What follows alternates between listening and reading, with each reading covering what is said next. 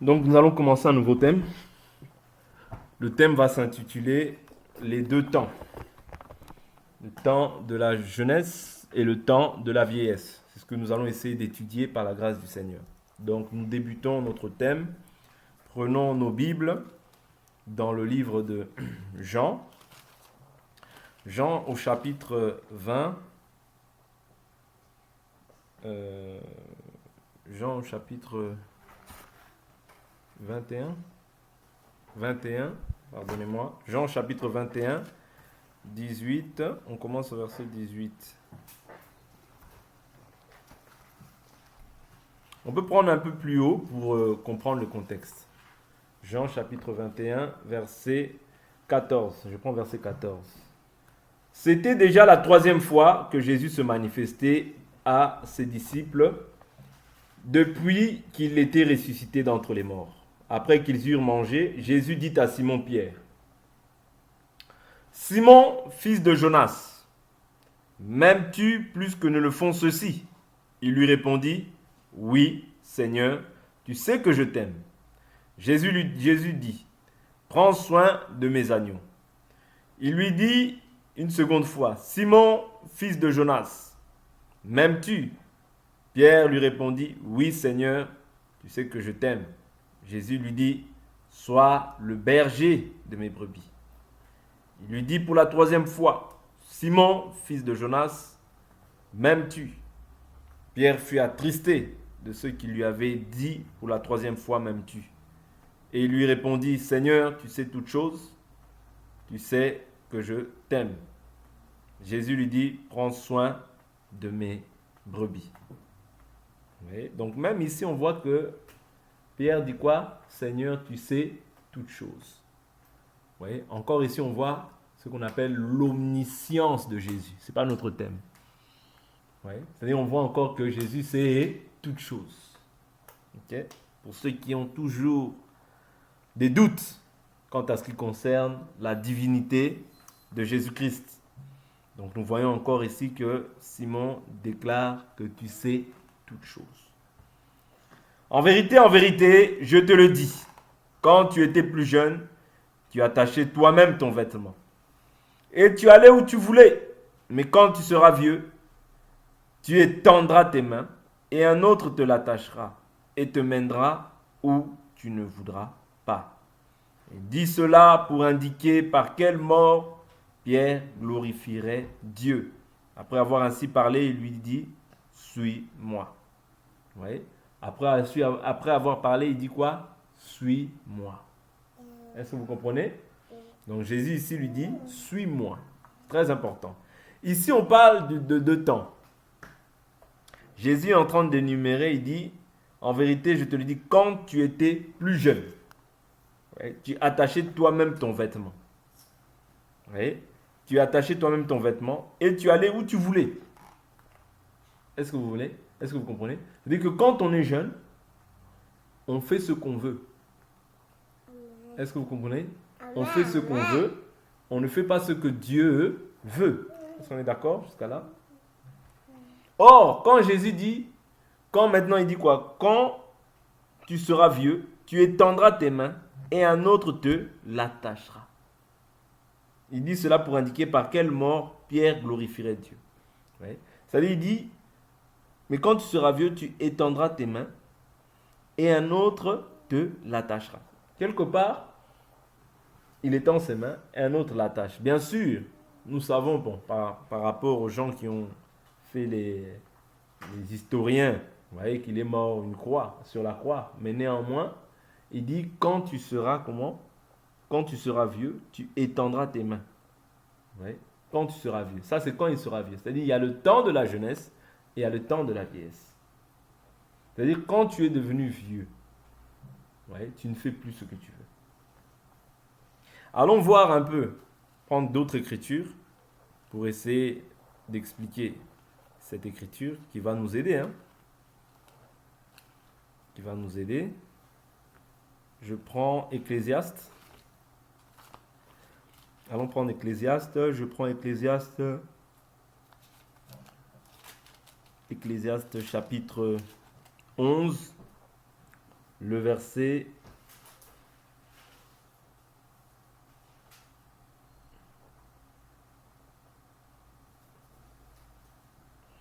Je prends le verset 7. La lumière est douce et c'est bon pour les yeux de voir le soleil. Si donc un homme vit beaucoup d'années, qu'il se réjouisse en elles toutes, et qu'il se rappelle que les jours des ténèbres seront nombreux. Tout ce qui arrive est vanité. Jeune homme, réjouis-toi pendant ton adolescence, que ton cœur te rende heureux pendant les jours de ta jeunesse. Marche dans les voies de ton cœur et selon les regards de tes yeux. Mais sache que pour tout cela, Dieu te fera venir en jugement. Écarte de ton cœur le tracas et éloigne le mal de ton corps, car l'adolescence et l'aurore sont vanité. Mais souviens-toi de ton Créateur pendant les jours de ta jeunesse, avant que les jours du malheur viennent et que les années soient proches, dont tu diras, je n'y trouve aucun agrément. Avant que s'obscurcissent le soleil et la lumière, la lune et les étoiles, et que les nuages reviennent après la pluie. Vous voyez? Donc ici, il dit, jeune homme, réjouis-toi pendant les jours de ton adolescence. Vous voyez? Que ton cœur te rende joyeux. Que ton cœur te rende heureux, pardonnez-moi. Vous voyez? Il dit, dans les voies de ton cœur et selon les regards de tes yeux, mais sache que pour tout cela, Dieu te fera venir en jugement. C'est-à-dire, l'adolescence n'exclut pas le fait que tu dois pouvoir connaître Dieu.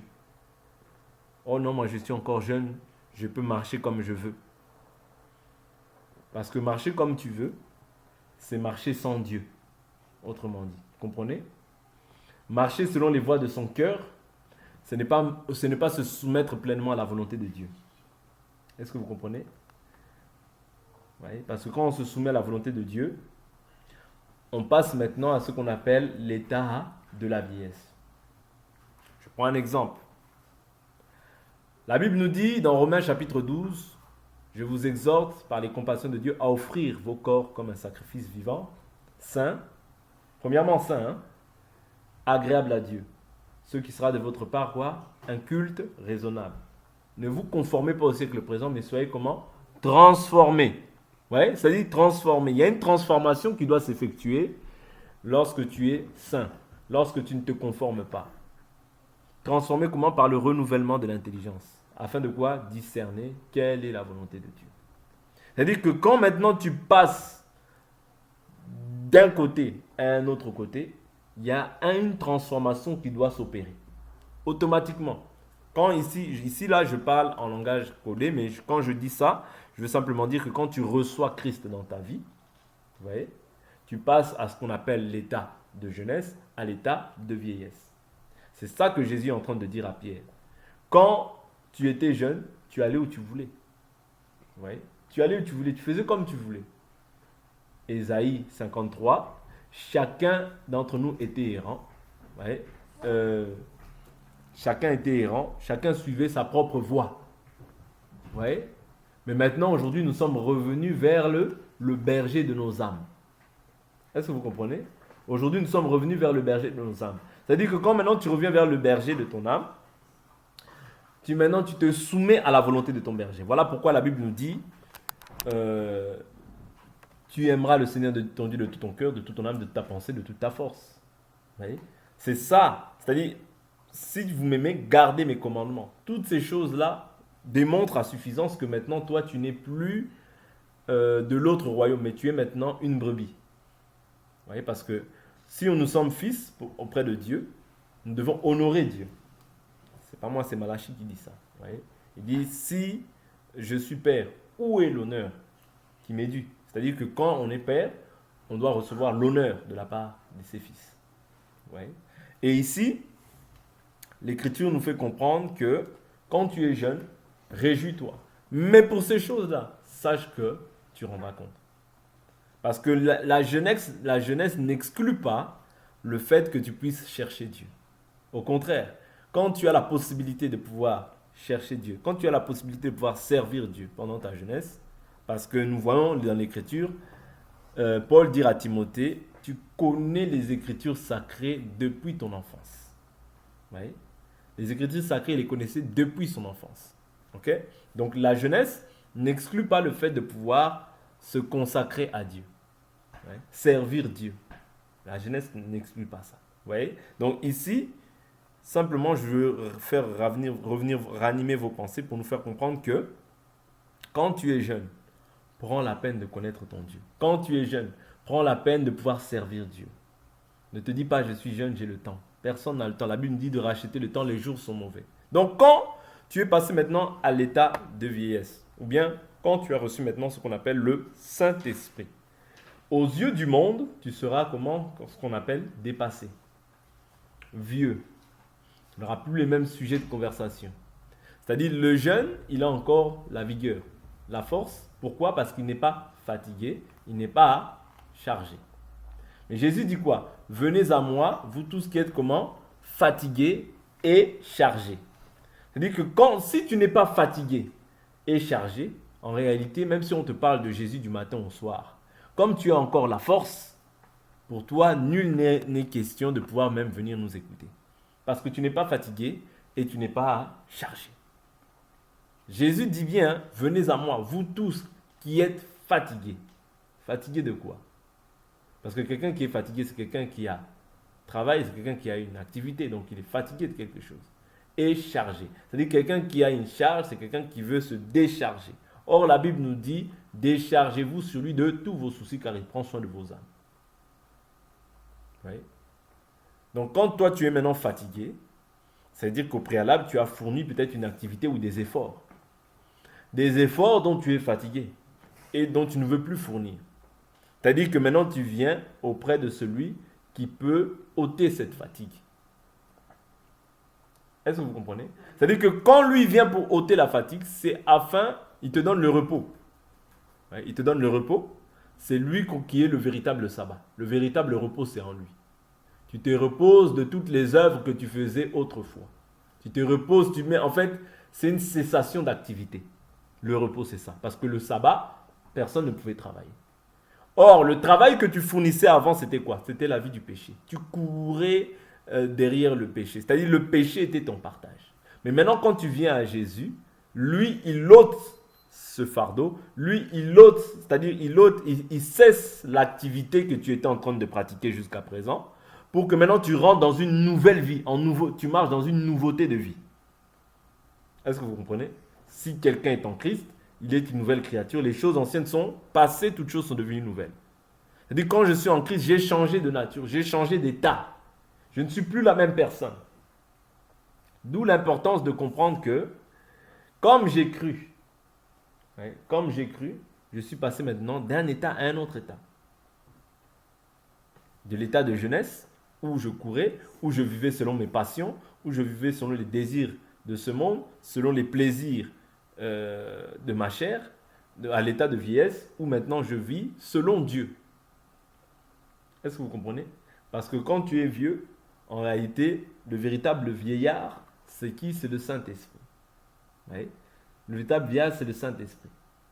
C'est-à-dire que quand tu reçois le Saint-Esprit, aux yeux de ce monde, tu parais dépassé. Mais quand tu vois quelqu'un qui veut toujours être tendance, comprends que cette personne-là, elle n'a pas encore fini avec les désirs de la chair. Parce que ce que Dieu veut crucifier en toi, c'est d'abord les désirs de la chair. Voilà pourquoi je vous dis toujours que ce qui a été crucifié au bois, c'est la chair de Jésus. Ouais, ce qui a été crucifié, c'est sa chair. Voilà pourquoi toi et moi, ton ennemi premier, ce n'est pas l'individu de gauche ou de droite, mais ton ennemi premier, c'est ta chair. Je ne dis pas qu'il faut être sale, mais je dis que quand tu donnes trop d'importance, trop de valeur à ce qui est extérieur, certainement que l'homme intérieur n'a pas beaucoup de valeur encore chez toi. Voilà pourquoi un enfant de Dieu, c'est celui qui se soucie premièrement de son intérieur, de sa relation avec Dieu, de sa communion avec Dieu. Oui. Parce que maintenant, ce n'est plus toi qui vis, mais c'est Christ qui vit en toi.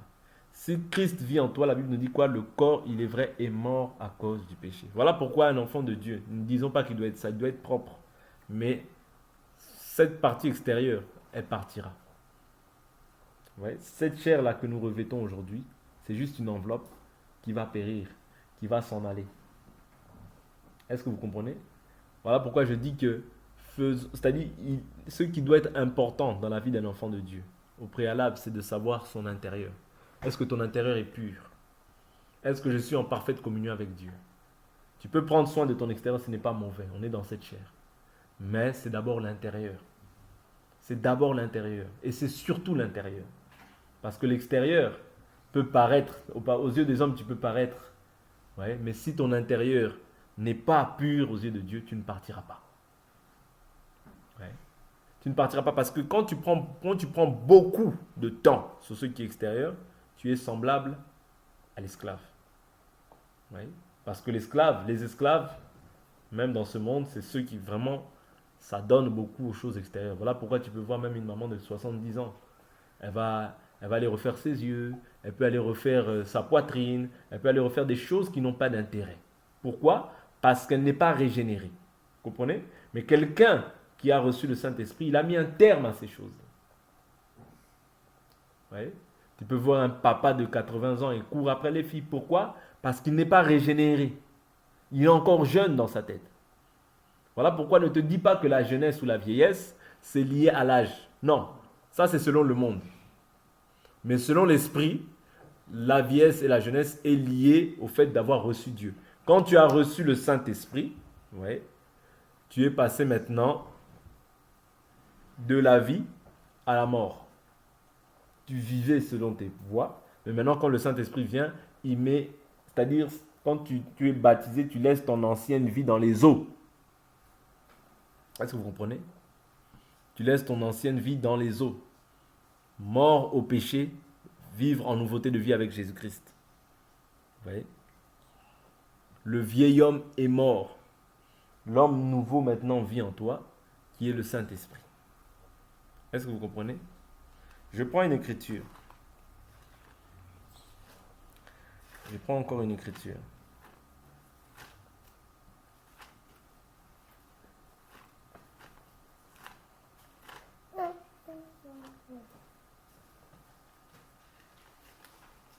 Je prends une écriture dans le livre de Timothée, de Paul qui parle de lui comme étant aussi un vieillard.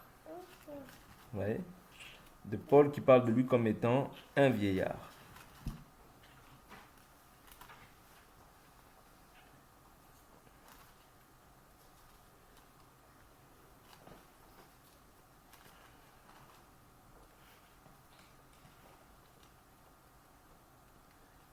Je suis dans le livre de Timothée, tel que je suis moi Paul, un vieillard.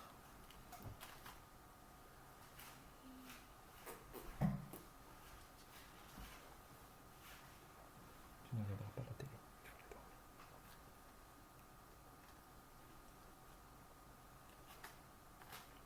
Je prends une écriture, si vous la trouvez, il dit tel que je suis moi Paul, un vieillard. Je crois que c'est dans le livre de Timothée.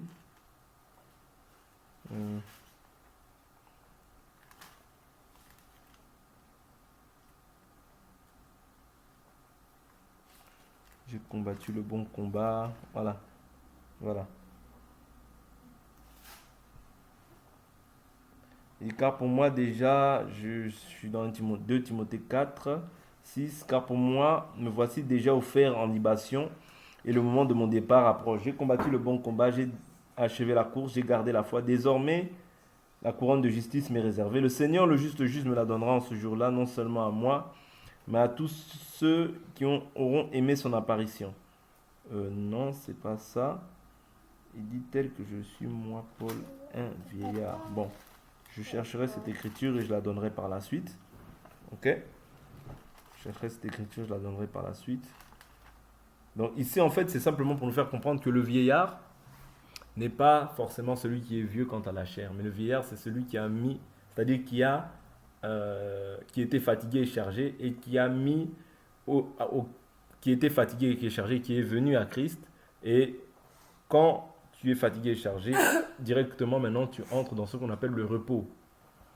C'est-à-dire parce que le sabbat, souvenez-vous, c'était une cessation d'activité. Tu ne pouvais pas pratiquer une activité le sabbat. C'est-à-dire que quand tu en as fini avec les désirs de ce monde, tu vis maintenant selon l'homme nouveau qui est le Saint-Esprit. Et le Saint-Esprit, quand on dit qu'est-ce que va être la vieillesse? C'est-à-dire, dans ce monde, la Bible nous dit nous sommes dans ce monde, mais nous ne sommes pas de ce monde. Tu, tu te sentiras dépassé. Tu ne te sentiras plus comme tout le monde. Pourquoi? Parce que le Saint-Esprit en toi va combattre toujours les désirs de la chair. Est-ce que vous comprenez? Le Saint-Esprit en toi, si réellement tu n'éteins pas le Saint-Esprit, si vous n'éteignez pas, parce que la Bible dit n'éteignez pas l'Esprit. Ouais, il y a des gens qui éteignent aussi l'Esprit. Si tu n'éteins pas l'Esprit, tu verras que le Saint-Esprit en toi, si tu es véritablement un enfant de Dieu, va tout faire pour détruire en toi les désirs de la chair. Ouais. Mais si tu es beaucoup plus centré sur ce qui est extérieur, tu vas éteindre l'Esprit. C'est-à-dire tu vas faire ce que toi tu veux et non pas ce que Dieu veut. Et quand tu fais ça, tu es semblable à l'esclave. Parce que entre toi et l'esclave, il doit y avoir une différence. Parce que toi, tu es censé normalement être entré dans ce qu'on appelle le repos. Or, dans le repos, on ne travaille plus. Si tu travailles maintenant, aujourd'hui, tu travailles pour développer l'homme intérieur, pas l'homme extérieur. Parce que l'homme extérieur, c'est la chair, ça mourra. Vous voyez? La Bible ne nous parle pas de développer l'homme extérieur. Parce que si c'est l'homme extérieur qui te guide, il serait difficile que Dieu puisse prendre plaisir à toi. Est-ce que vous comprenez? Parce que là, en fait, c'est comme si tu es en train de ranimer le vieil homme. Or, ce que Dieu combat en toi, premièrement, c'est ce vieil homme-là. Oui. C'est les désirs de ce vieil homme. La haine, la jalousie, toutes ces choses que nous manifestions dans le passé et qui ne glorifiaient pas Dieu. Vous voyez? Voilà pourquoi la Bible nous dit les œuvres de la chair sont manifestes. Ce sont la jalousie, les calomnies, toutes ces choses-là, ce sont les œuvres de la chair. Oui. Mais celui qui marche par l'esprit doit avoir maintenant d'autres fruits, c'est-à-dire des fruits maintenant qui manifestent, qui sont pour la gloire de Dieu, pour son nouveau maître en réalité. Parce que maintenant tu es passé de l'autre côté, d'un état de mort à un état de vie. Le temps de la vieillesse et le temps de la jeunesse, c'est totalement différent. Tu pouvais courir, faire n'importe quoi, voler, tricher, calomnier, mentir, faire ceci, faire cela. Ça ne te dérangeait pas. Pourquoi? Tu étais encore sous l'emprise d'un autre maître, le maître de la jeunesse, qui va te pousser à faire des choses qui ne sont pas conformes à la volonté de Dieu. Oui. Voilà pourquoi Jésus dit, quand tu étais jeune, tu allais où tu voulais. Quand tu étais jeune, tu allais où tu voulais. Mais quand tu seras vieux, on t'emmènera là où tu ne voudras pas. C'est-à-dire le Saint-Esprit t'emmène là où toi tu ne veux pas. Dans des choses qui sont parfois compliquées. Voilà pourquoi la Bible nous dit, le Saint-Esprit vous conduira dans toute la vérité. C'est-à-dire c'est un conducteur, le Saint-Esprit, en réalité, dans la vie d'un homme. Est-ce que vous comprenez? Ce n'est plus toi qui te conduis, mais c'est l'Esprit qui te conduit. Et généralement, le Saint-Esprit t'emmène là où toi tu ne veux pas. Ouais. Les choses que la chair n'affectionne pas, c'est là où le Saint-Esprit va t'emmener. Ta chair aime beaucoup manger. Le Saint-Esprit veut dire jeûne. La chair va toujours se manifester. Va prier. La chair, ouais. Parce que la chair ne s'affectionne pas aux choses d'en haut. Voilà pourquoi quelqu'un qui marche par la chair, il serait difficile qu'il puisse servir Dieu. Je vous l'ai toujours dit, naturellement, personne ne peut servir Dieu par ses propres capacités. C'est une capacité divine et surnaturelle. Mais nous, la Bible nous dit quoi? Depuis le temps de Jean-Baptiste, le royaume des cieux est forcé. Ce sont les violents qui s'en emparent. C'est-à-dire que toi, si au bout d'un moment, tu n'es pas quelqu'un qui te fait violence pour pouvoir parvenir à certaines choses dont tu as besoin, il te sera difficile de pouvoir même réaliser certaines choses avec Dieu. Pourquoi? Parce que nous devons appliquer cette violence. Parce que cette chair ne te permettra jamais de pouvoir prier, jamais de pouvoir jeûner, jamais de pouvoir méditer la parole. C'est-à-dire que tu auras le temps pour tout, mais Dieu, tu le mettras toujours en dernier plan. Pourquoi? Parce que ce qui domine en toi, c'est ta chair. Voilà pourquoi quelqu'un qui est trop, je dis bien trop, seulement chair, j'aurais du mal à croire que cette personne-là sert Dieu. Ça, il y a des choses qui ne trompent pas. Hein. Quelqu'un qui n'aime pas prier, quelqu'un qui n'aime pas méditer la parole, c'est-à-dire toujours dans les choses de la terre, toujours dans les choses de la terre, cette personne-là ne fait pas trop de calcul. Cette personne-là, je ne crois pas qu'elle craigne vraiment Dieu. Pourquoi? Parce que la crainte de Dieu, ce n'est pas simplement des paroles, mais c'est en actes. Vous voyez? C'est-à-dire Jésus posait des actes. Les apôtres posaient des actes. qui démontraient qu'ils avaient la foi. C'est-à-dire la foi sans œuvre est une foi morte. Ne vous dites pas que, oh oui, moi j'ai seulement la foi, je crois. Non, ça c'est pas la croyance. Les démons aussi croient. Tu crois comme un démon. Tu peux aussi croire comme un démon. Ouais. Parce que les démons croient. Ouais. Tu peux aussi croire comme un démon. Ouais. Croire est arrêter à croire. Moi je crois, c'est bon, je crois. Mais dans les choses de Dieu, tu n'es pas impliqué. Dans les choses de Dieu, c'est les dernières choses que tu manifestes. Non. Tu es semblable à un esclave. Tu seras semblable à un esclave. Tes discussions seront toujours tournées vers les calomnies, vers les choses de ce monde, vers les choses qui n'édifient en rien ta foi. Et ça, c'est un signe déjà que la personne s'égare petit à petit. Parce que quand on s'égare, c'est petit à petit. On ne s'égare jamais totalement. C'est toujours petit à petit, petit à petit, petit à petit. Une brèche. Le diable voit une brèche en toi. Il voit quelque chose qui est en lui. Il va ajouter. Il va ajouter. Et plus tu laisses ces choses-là se développer, plus tu vas être maintenant enveloppé de ces choses. Et je vous dis toujours que tu peux même être possédé par la suite. Pourquoi? Parce que des fois on dit que oh non, la possession est si. La possession peut exister. Quand toi tu laisses l'avantage au diable. Quand tu laisses toujours les portes ouvertes. Quand tu laisses, c'est-à-dire tu ne fais rien. Tu ne combats pas. Parce qu'il y a un combat à mener aussi, étant enfant de Dieu. Quand tu te livres toujours à la distraction. Quand tu te livres toujours aux choses qui ne glorifient pas Dieu. Mais facilement, tu peux être maintenant animé des quand tu laisses trop la distraction t'envelopper, ça peut créer des choses bizarres dans ta vie. Souvenez-vous, Israël, ils s'assirent, mangèrent et burent. Ils firent un veau d'or. Mais après, qu'est-ce qui s'est passé? Dieu a frappé. Vous voyez? De même, Israël, lorsque Balaam les maudissait, tant qu'ils étaient dans la volonté de Dieu, il n'y avait rien. Mais dès lors où ils ont pratiqué ces choses, pourquoi tu vas pratiquer le mal? C'est parce que tu ne prends pas garde en réalité. Et quand maintenant tu ouvres des portes, tu manifestes des œuvres comme ça, tu laisses l'avantage au diable. Souvenez-vous, Moïse, lorsqu'il avait les mains élevées, Amalek n'avait pas la victoire. Mais lorsqu'il baissait les bras, Amalek avait la victoire. Voilà pourquoi je vous dis que ne laissez pas l'avantage au diable. Tu peux garder l'apparence de la piété, mais être déjà éloigné du Seigneur. Voilà pourquoi tous ces enseignements que nous faisons, c'est tellement pour nous interpeller, pour revenir à de bons sentiments en Christ. Je ne crois pas personnellement qu'un enfant de Dieu peut être possédé s'il marche bien. Mais un enfant de Dieu qui ne marche pas bien, qui a abandonné qui abandonne les choses élémentaires de la foi, celui-là, oui, effectivement, il peut subir ce qu'on appelle des possessions. Vous voyez? Pourquoi? Parce qu'il ne se sanctifie pas comme il faut. La Bible nous dit, celui qui est saint, qu'il se sanctifie davantage. Vous comprenez? C'est-à-dire la sanctification, ce n'est pas simplement un état qu'on doit... C'est-à-dire, j'ai reçu Jésus, c'est bon. Non. Là, tu te trompes. Ça, c'est une prédication qui vient tout droit de l'enfer. Tu dois te sanctifier davantage. Si avant tu priais 1 heure, essaye de prier davantage. Ne faut pas rester moi seulement ça, c'est bon, c'est bon. Non, tu dois évoluer. Dans tout ce que tu fais, tu dois évoluer. Vous voyez? Tu dois évoluer. C'est ça le but en Christ. Jésus pouvait rester toute la nuit dans la prière. Il pouvait rester toute la nuit dans la prière. Pourquoi? Il dit veillez et priez afin de ne pas entrer en tentation. Vous comprenez? Donc quand tu as mis un terme à tout ce qui est de la jeunesse, passer du temps dans la présence de Dieu doit être pour toi un bénéfice. Elle doit être pour toi une joie. Si ça devient un fardeau, si ça devient lourd, pose-toi des vraies questions. Ne te mens pas à toi-même, parce que c'est toi-même qui peux répondre à ces questions-là. Vous voyez?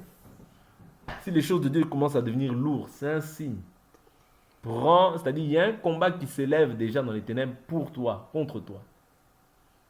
Oui. Parce que il y a réellement un combat. Souvenez-vous, Jésus a dit à Satan, Simon, Simon, Satan vous a réclamé pour vous cribler, comme le blé. Vous voyez? Mais j'ai prié pour toi afin que ta foi ne défaille pas. Vous comprenez? Donc, c'est très bien. Tu as accepté Jésus. C'est un pas que tu as fait. Mais sache que l'adversaire fera tout pour pouvoir te ramener maintenant dans des choses que tu as vomies. Voilà pourquoi croire, c'est une chose. Mais persévérer, c'est autre chose. Jésus dit, celui qui persévérera jusqu'à la fin sera sauvé. Donc moi, je crois que celui qui ne persévérera pas jusqu'à la fin, je ne crois pas qu'il sera sauvé. Parce que la persévérance, c'est jusqu'à la fin.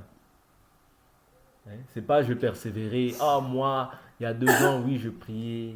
Ah, vraiment, je priais avec intensité, mais on te revoit dans 2 ans. Oui, je prie de temps en temps. Non, tu ne persévères pas dans le bien, tu persévères dans le mal. La Bible dit si quelqu'un sait faire ce qui est bien, qu'il ne le fait pas, il commet un péché. Le péché, c'est pas simplement insulter. Non, savoir ce qui est bien, tu ne le fais pas, c'est un péché. Si tu sais que prier, c'est bien, et que tu ne le fais pas, tu commets un péché. Si tu sais que t'approcher de Dieu, c'est une bonne chose, que tu ne le fais pas, tu commets un péché. Oui. C'est-à-dire passer de l'état de la jeunesse, c'est-à-dire cesser l'activité que tu faisais autrefois, parce que le salaire du péché, c'est quoi? C'est la mort. Et le don gratuit de Dieu, c'est la vie éternelle en Jésus-Christ. Or, quand tu as un salaire, c'est que tu as travaillé. Oui. Autrefois, tu travaillais pour le monde. Mais maintenant, tu dois travailler pour le Seigneur. Oui. Travailler pour le Seigneur.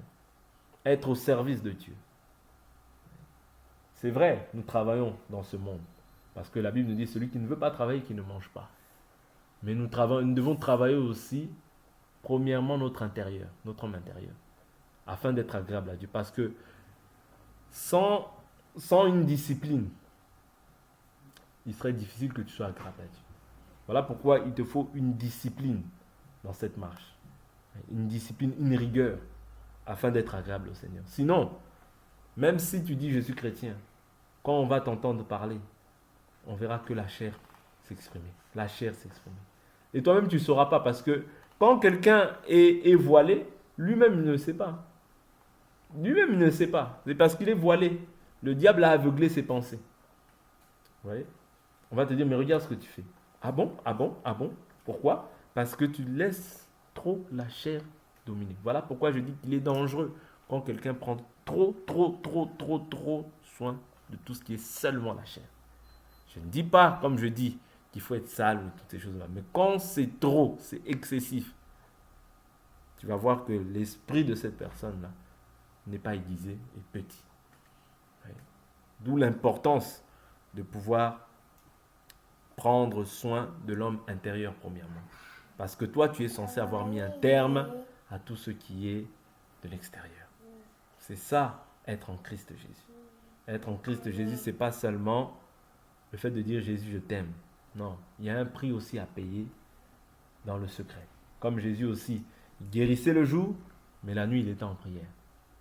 C'est-à-dire, le travail, le vrai travail, c'était pas ce qu'il faisait le jour. Ça, c'était simplement, c'était simplement l'accomplissement de ce qu'il avait effectué la nuit. Vous comprenez? C'est comme quelqu'un qui vient, qui joue au foot. C'est pas là le plus dur, c'est pas le match le plus dur. C'est tous les entraînements qu'il a subis. C'est là le plus dur. Parce que le match, ce sera simplement la formalité. J'ai travaillé, eh ben j'y vais, je réussis. Tu n'as pas travaillé, tu y vas que tu réussiras pas. Aussi, c'est simple. Vous voyez? C'est la même chose. C'est-à-dire que quand je travaille, je m'exerce à la piété, je verrai du fruit. Mais quand je ne m'exerce pas à la piété, il serait difficile que même que je puisse grandir correctement. C'est ça, la jeunesse et la vieillesse. Quand tu as mis un terme à tout ce qui est de la vieillesse, tu offres ton corps, même si on voit que tu es dépassé, même si on voit que tu mets des jeux, ça t'importe peu. Pourquoi? Parce que toi, tu regardes beaucoup plus ton homme intérieur. Offrez vos corps à Dieu comme un sacrifice vivant. C'est-à-dire, toi, tu es un sacrifice maintenant pour Dieu. C'est-à-dire, si on doit voir Dieu, on doit voir toi. Ah oui, c'est un défi que Dieu nous donne. Il dit, tel il est, tel nous sommes. Dieu nous met au défi. Tel il est lui, tel nous sommes nous dans ce monde. Ah oui, mais moi je ne suis pas Jésus. Si, tu es un Jésus, tu as reçu l'Esprit de Dieu, donc tu es un Jésus sur cette terre. C'est pourquoi il dit tel il est, tel nous sommes. C'est-à-dire, toi, tu dois t'efforcer chaque jour à vouloir savoir comment était Jésus et à mettre maintenant cette vie-là en pratique afin que tu sois comme Jésus sur cette terre. Que Dieu nous bénisse, on va s'arrêter là pour aujourd'hui.